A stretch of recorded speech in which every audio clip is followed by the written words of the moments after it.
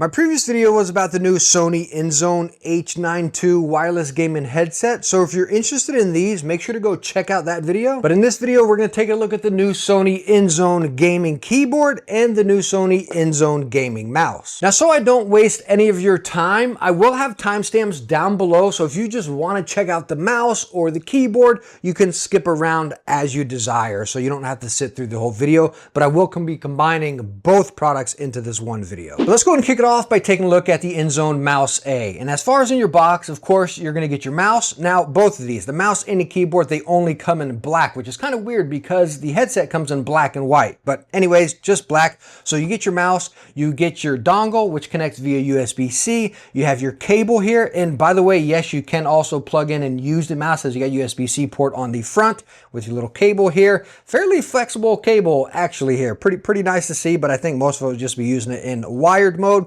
You get some extra feet, which are the exact same as the feet on the bottom. So no bigger feet or smaller feet, same feet replacement there. And then you get some stickers. So let's get into the good stuff about this mouse now. And I want to kick it off with dimensions. And I want to start with my hand size. So you have a good relatable point whenever I'm mentioning it's big or it's small or this is how it feels. You have a relatable point with my hand dimensions. So let's go ahead and take a look at those raw, real dimensions with the caliper rather than just mentioning back of the box measurements. And kicking it off with the length front to back here, we are getting 119. As far as grip width, which is pretty much right in the middle with the buttons, 59. If I flip the mouse over and get it up here towards the buttons without trying to press them in, still right at 59. And if you look at it this way, you can see there's not much swoop in from the buttons to the side right there. It's pretty much just straight up. Again, I know it's hard to catch that in the camera, but there's really not any dive in or dive out on the buttons or on the grip point. But anyways, going up here to the buttons,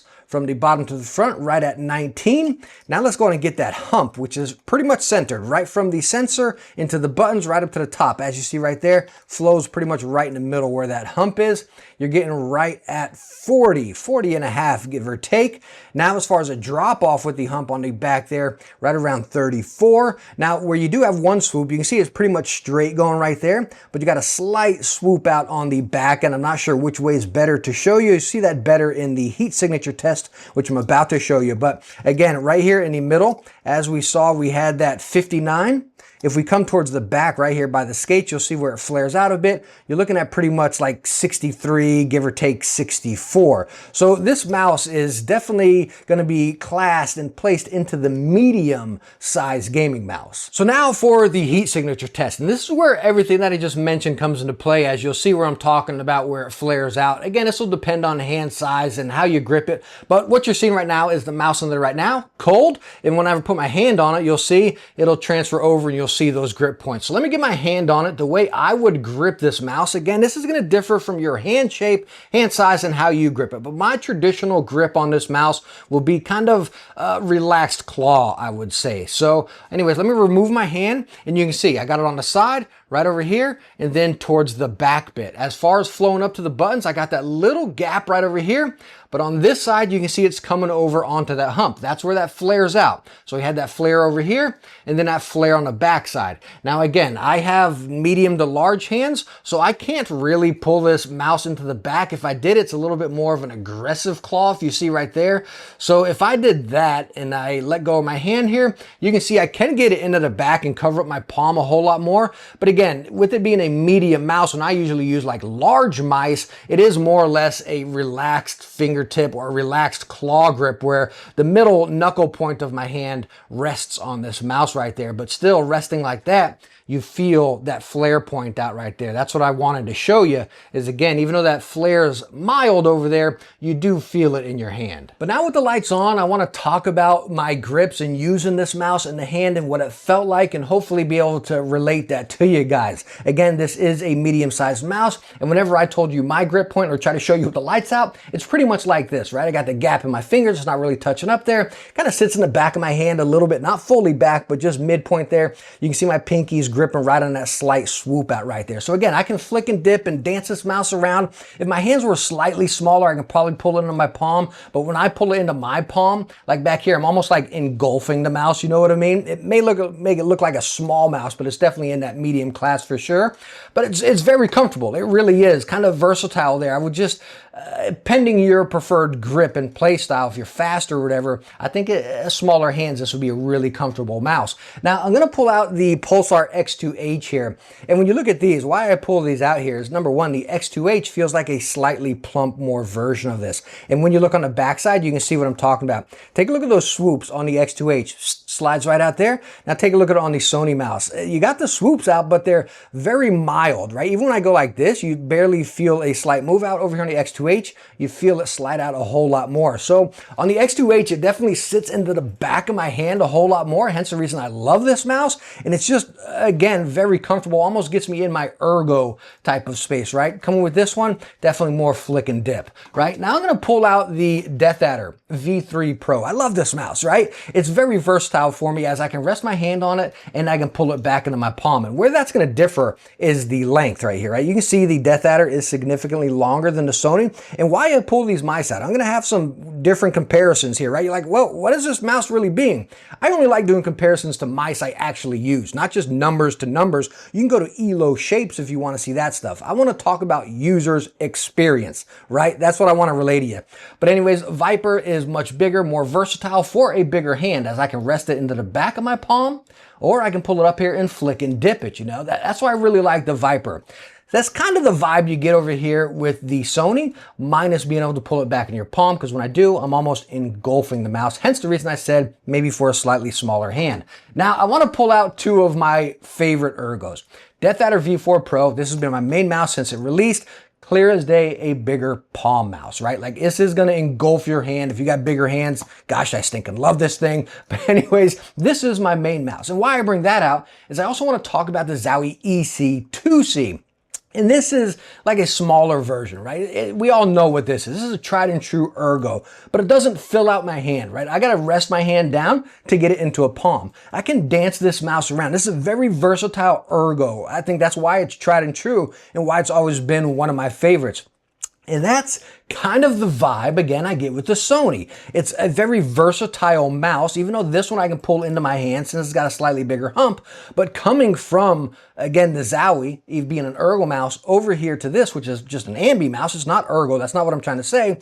But again, it was an easy transition, if that makes sense. Like coming from something like this that's true as day palm grip, a little bit harder of a transition. But coming from the EC, which is an ergo, and maybe if I want to play a little faster paced and not have it into my hand, that's where the Sony kind of fits in. But very easy, right at home type of transition here. So I know some weird comparisons here, but I don't want to do just like numbers to numbers. That's just whatever, right? I wanted to actually talk about them, so hopefully you can understand what the Inzone Mouse A is. All right, so moving on from shape, let's go and take a look at the weight of this mouse. Slapping it on a scale, we are getting 48.1. And let me tell you what, this mouse is perfectly balanced front to back. You don't feel any excess weight up front, none in the back or anything. Just very nice and very lightweight and balanced for sure. And as far as the coating on the mouse, it does have that slight sticky kind of soft coating. You might be familiar with that, again, with the Razer Death Adder. I would say it's, I don't know, it's hard to say it's more prominent on a Death Adder because, again, there's more drastic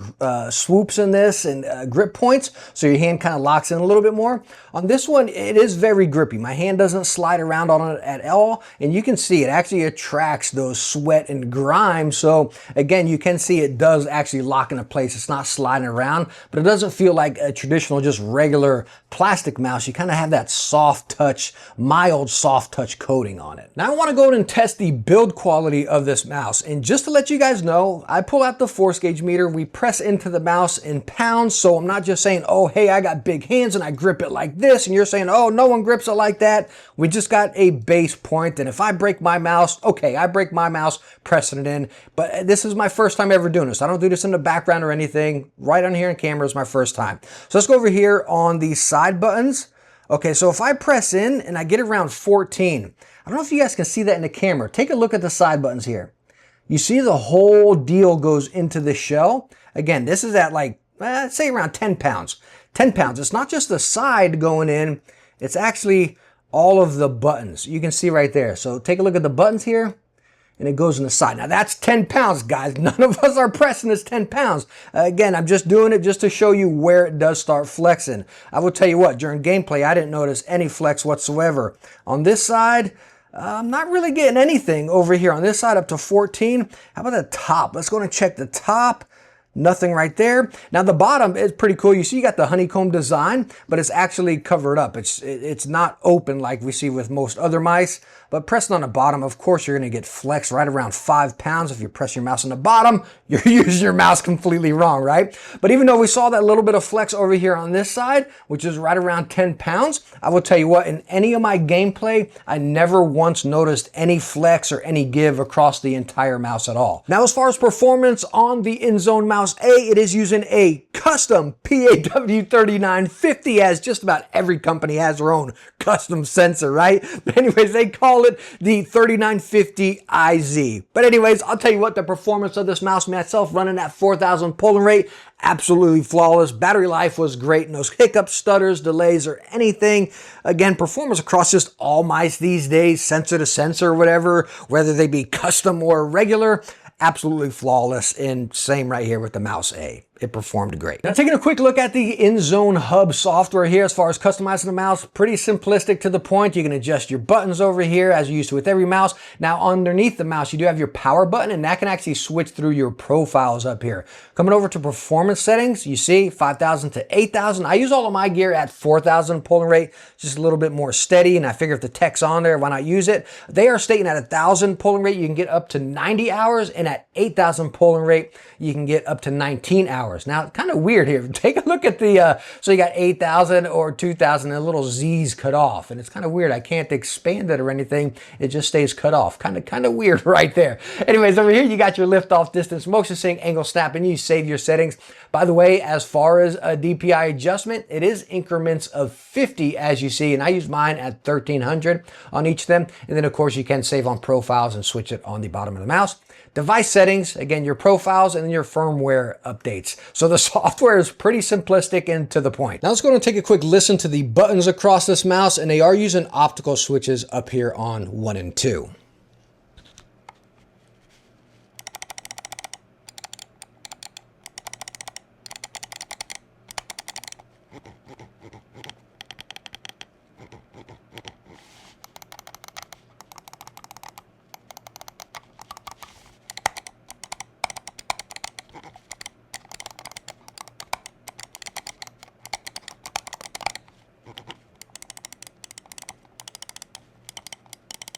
Now, as far as the feel of the buttons on this mouse, very crispy across the entire thing. The side buttons here, they again flow out just a little bit there. Nothing drastic by any means. If I do press it on the far back side, you can see it flexes into the shell just a little bit there. But as far as my use and my grip point, I'm pretty much midpoint right on the mice all the time or on the buttons, and very crispy. Never felt my hand going into the shell or anything like that. Again, very crispy. And you got that nice gap in there so you know which one you're using. It's just if you press them on the very front or the back, that will dive into the shell a little bit. But again, grip point right in the middle, never noticed it. As far as 1 and 2, press it down, bam, and it's pretty much right down. Really, really nice right there. And I don't have really any give whatsoever one to the other, side to side. So really nice 1 and 2. As far as the scroll wheel, also very nice tactile steps. It's not firm, but it's not light. It's slightly raised up, but you know, not too bad. You can still roll your finger over it. It's not like a speed bump there by any means. I really, really do like this scroll wheel actually. And it's not soft coated, just to let you know. It's not a soft textured scroll wheel. It's actually just a plastic scroll wheel, but it feels nice. It's not slippery by any means. Very nice tactile steps on the scroll wheel. And finally, the price of the Sony Inzone Mouse A is going to come in at $150, which back in the days, we used to say that was expensive. Nowadays, every mouse is $150, if not more. Again, this one does include the 8,000 polling rate dongle, so that is a nice touch. Again, it fits right in line with the market. And by the way, way, one little bit I want to throw in there, as looking at this mouse, it looked very similar to the Bolt, like with the feet on the bottom and everything. I did ask Sony directly when I was on my briefing call, and I asked them, is this any collaboration with Lamzu or anything like that? Like, all this gear was in collaboration with Fnatic, their sports team, esports team, but I asked, like, did Lamzu have anything to do with this mouse, as Fnatic worked with them before? They said, no, this is 100% Sony here. So anyways, that is the Sony Inzone Mouse A. And now let's go and take a look at the Sony Inzone KBD H75 keyboard. As far as in your box, you get your keyboard and, well, your cable, which is USB-A to C, which attaches right on the back side of the board, right underneath there, and it's pretty open, so I think you'll fit any cord. But anyways, looking over the keyboard itself, as you see, 75% layout, you got your little volume knob over here, and looking at it just straight over, it's very simplistic and to the point. Nothing crazy or fancy, only branding is Inzone right on the back side. Flipping it over on the underside, you do have a grip all the way across the middle, then up top, and one layer of pop-out feet here, which is also rubber gripped as well. I just left it stock my whole time using, and you see you got a nice stock incline there. But I really love the simplistic design. Again, it's not gaudy, it doesn't look gamery, really nice font, and if I plug it in here, I'll just go in and show you, which I am using a custom cable as well, fits perfectly fine. But as far as the font, it's very simplistic and to the point. It doesn't scream gamer, which I really, really like. And by the way, the keycaps on this board are double shot PBT, little slight grain on it, nothing dramatic by any means. They feel very nice to touch actually. And then over here, your volume wheel is actually metal as well, along with the casing, the outer casing being aluminum, and then the underneath is the plastic bit. Now this keyboard is hot swap, as we see with just about all Hall effect keyboards these days. So I'm gonna go and pop a switch out here so you can see which kind it's using. Ooh, they're in there pretty snug. They are using Gateron switches. I doubt my camera can even focus on here to give you a little print, but they are dual railed, these purple Gaterons. Let me tell you what, they are butter smooth and they feel great. You can see they got the dual prong on the back side, and then your little Hall effect magnet is in the middle. We've seen some of them off onto the side or up onto the front. This is kind of like the traditional standard, which I wish all keyboards use, so it'll be easier to swap through. Anyways, looking deeper into the keyboard here, you can see you got dampening foam right in there, and then also down here on the PCB, directly on it, you have dampening foam there, and then there's actually another layer underneath it. So really nice acoustics, which I'm gonna let you listen to here in a second.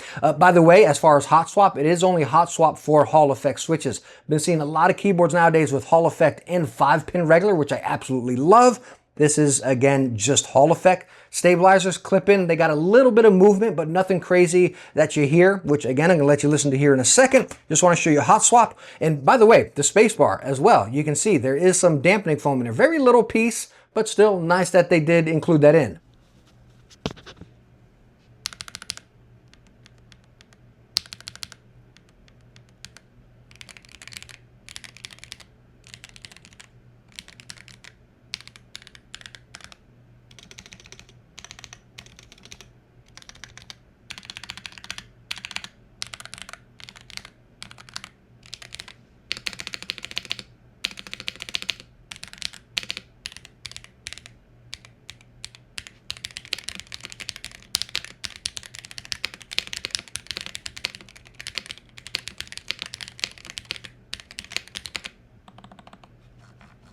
And one thing I forgot to mention about this keyboard is it is also gasket mounted. And why I forgot to mention it is, honestly, it doesn't feel like that traditional, like custom keyboard type of gasket mount. Now, as you just heard with the sound, you do have like gasket mount type sound. I know sound is personal preference, and a lot of people will disagree with my preference with sound of keyboards, but I think it sounds and it feels absolutely amazing. I mean, it's butter smooth and it just sounds so good. It really does. You wouldn't expect this from like a big box like Sony or something. It feels and sounds great, but it's not like mushy like a gasket mounted keyboard, which I honestly prefer, because again, if you're gaming and if you're playing something competitive, you want those faster switches. You don't want your keyboard like smushing down while you're pressing it, right? You're all about these milliseconds. Well, that's just going to cost you more milliseconds. So anyways, my main point here is the keyboard feels great. Now let's go and take a look at the Inzone hub for the KBD H75. And number one over here, you got your basic button customization, as you see on just about every keyboard. You got your main layer and then function layer over here. And then of course, that's how you save them up there. And you have multiple profiles, just like we saw in the mouse. Now coming over to the main layer, the one thing I like is you can actually customize the volume wheel up here. You have volume,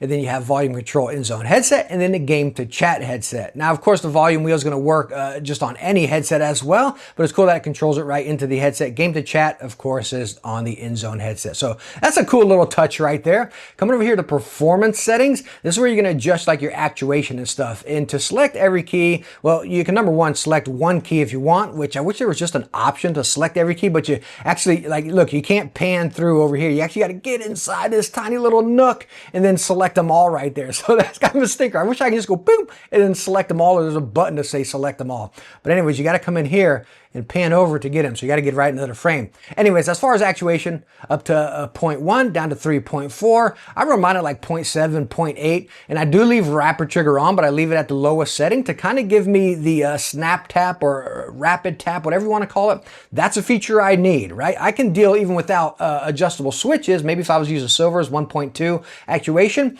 but I need rapid tap because I'm dancing all around and peeking in and out of corners. Kind of a stinker, it's not on here, but this gets you pretty darn close to having that feature. Over here, you have lighting effects. You have tons of customization options to choose from, brightness, speed, yada, yada. I leave mine at solid red.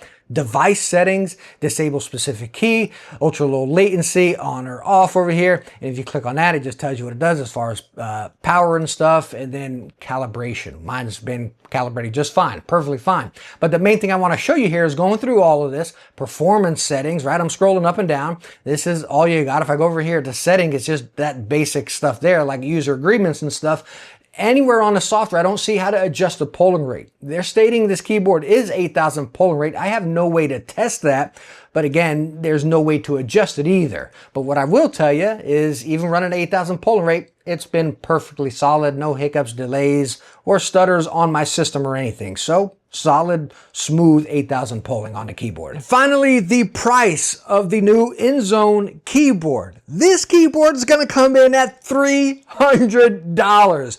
Oh my goodness, that is expensive for what you're getting. And I say that not as, hey, this is a bad product or it's a bad keyboard. It's a great keyboard. I loved using it. I want to use it more. It sounds good. It feels good. I love the built-in aesthetics of it, right?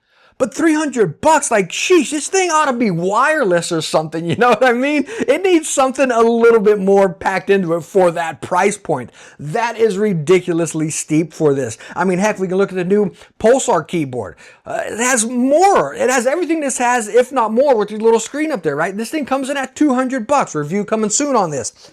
But then again, the Warmier SK75, and we know a lot of these Chinese brands, they got a lot of cheap keyboards out there, but this one's wireless, wired, 8,000 polling rate, dual switch as far as 5-pin, and then also Hall effect, and it's $130, I believe, maybe 150. Like, holy smokes, like, where does this sit at $300? That is absolutely absurd in my opinion. Absolute max, and I'm being generous here, this should be $200 max. $200, and then I would say, okay, if you're trying to go with the whole Inzone setup, then you got to win. It's a nice keyboard, but it does not have a nice price tag. So thank you all so much for coming by for my coverage of the new Sony Inzone gear. Next up will be the Inzone IEMs. I've been testing these a lot in the background, so I'll be bringing you those coverage on those next, and I hope these have been helpful and enjoyable for you. If you got any other questions, ask down below, and please consider subscribing, and if you enjoyed this video or any other videos, please hit that thumbs up, and I hope to catch you in the next one. Bye now.